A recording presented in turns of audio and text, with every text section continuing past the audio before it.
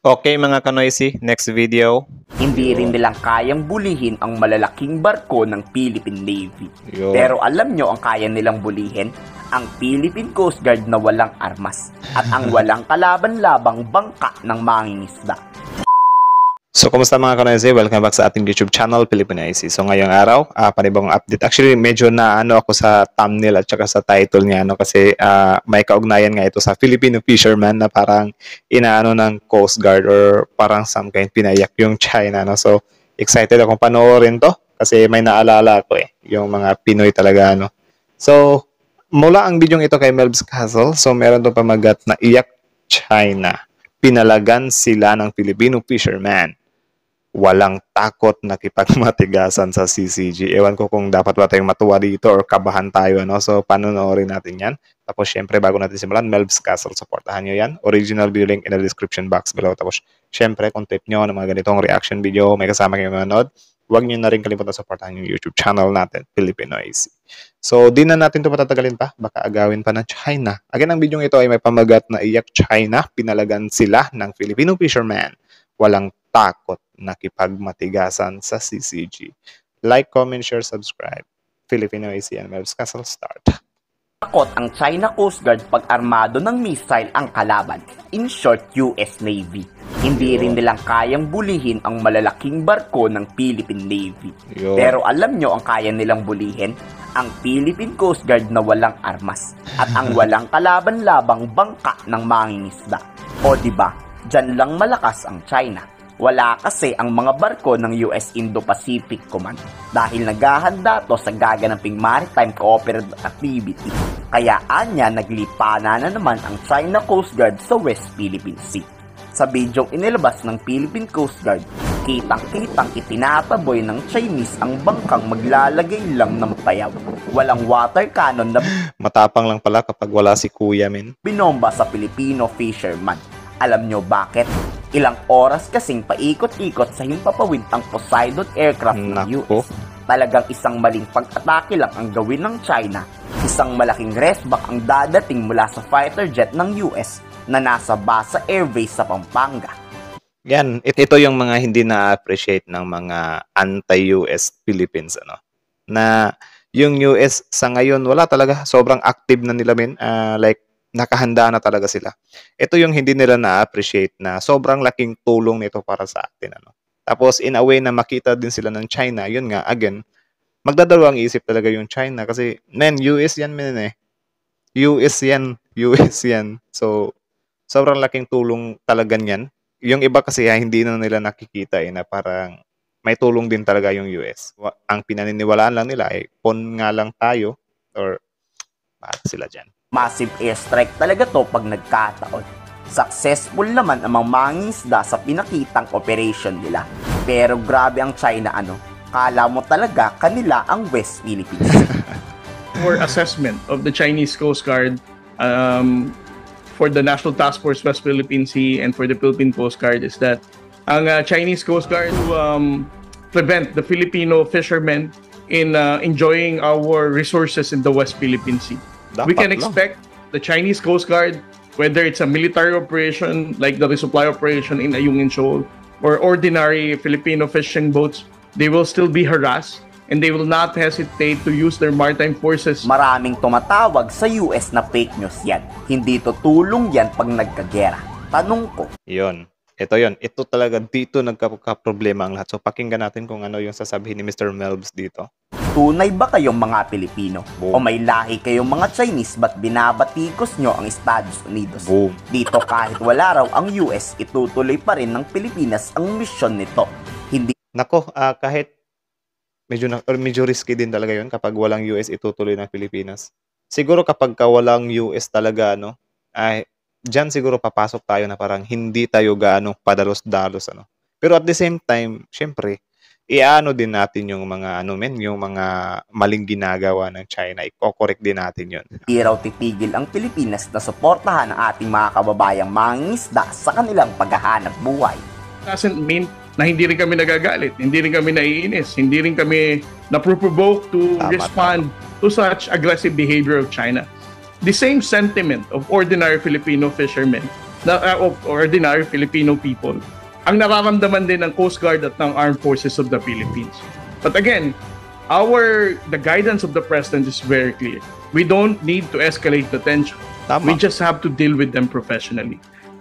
Because again, kung anong gagawin natin, makikipag-water cannon din, magdi-deploy tayo ng Navy warship.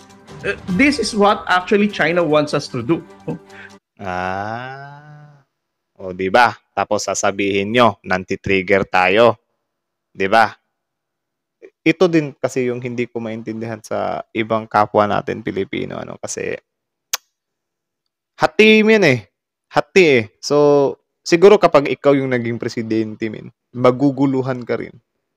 Kasi, halimbawa ngayon, nanonood ka lang or isa ka lang Pilipino na concern sa bansa natin or takot para sa bansa natin. Kapag ikaw yung presidente, mahihirapan kami kasi dalawang uri ng tao eh. Merong tao na gusto lumaban sa China, sa panghaharas ng China. Meron din namang isa na wag i-trigger ang China. Parang ibaliwala na lang yung pangbubuli nila.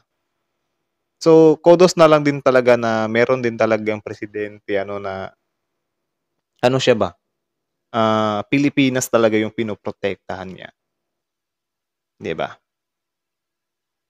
To pressure the national government to deploy warships to escalate the tension, because we can expect them that the moment we give them that opportunity, tataasan nila lalo ang level ng tension na baka we will be more surprised na we allow them to justify to send their PLA Navy warships. Tinawag na greedy ni Commodore J. Tariela ang China o sa kapangyarihan kumbaga. Tama. Totoo naman, di ba? Yeah. Pagmamay-ari na ng Pilipinas, inaagaw pa nila. Sobrang gahaman in short. Sobra talaga. Again, they have this ambitious and greedy claim justified by their 9-dash line claim, now 10-dash line, na meron silang sovereignty over these waters by virtue of that imaginary line.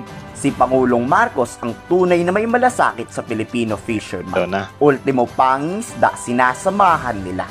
Kulang man ang ating sasakyang pag-aalalay dito, gagawan to ng Di ba? Tapos sasabihin nila na pinapabayaan lang daw ng administrasyong Marcos yung mga mangingisda. Palibhasa kasi, nandyan na yan guys eh. Nandyan na yung mga patunay, ayaw lang talaga nilang tingnan. You know, kasi meron din naman talagang tinatawag tayo na yung mali lang talaga yung hinahanap. Ayaw nilang makita yung kahit na nasa harapan ng mata nila yung mga goods na ginawa ni PBBM. Hindi nila titingnan yun. Siyempre, gaganon sila. Yung mga mali, yung hinahanap ko. Ialis mo yung tama niya, ginagawa niya. Di ba? Parang ganon yung iba. Kaya minsan, hindi natin sila naiintindihan. Ewan ko kung bakit ganon yung mindset nila. Ewan ko talaga. Comment nga kayo sa baba kung bakit ganon yung mindset nila, guys. Tuloy. Paraan ni PBBM. Kayo, anong masasabi nyo sa panibagong insidenteng pagbuntot ng China? I-komento sa baba ang inyong saloobin. So ayun, kita nyo naman yun guys, na patungkol nga doon. Ngayon ko lang din yun na pagtanto na yung sinabi nga ni Mr. Tariela na actually, ginagawa daw pala talaga ng China yan na paano lang, water cannon lang muna. Kasi ang gusto talaga nilang mangyari, mag-call out tayo ng mga PH Navy, which is kapag naglagay na tayo ng PH Navy dyan, for sure, na yung China? Ito na, papalag na sila. Kasi for sure, yung mga nagwa-water cannon dyan, gigil na rin yan eh. Parang gumaganon-ganon lang sila ng tubig. Parang gusto ko ng bala to eh. Bakit tubig to? So, gusto talaga ng China yan, men, na kapag mag-call na tayo ng PH Navy, automatic, magko-call na din naman sila ng China Navy. So, gulo talaga. So, yan yung explanation kung bakit parating Philippine Coast Guard yung nandyan.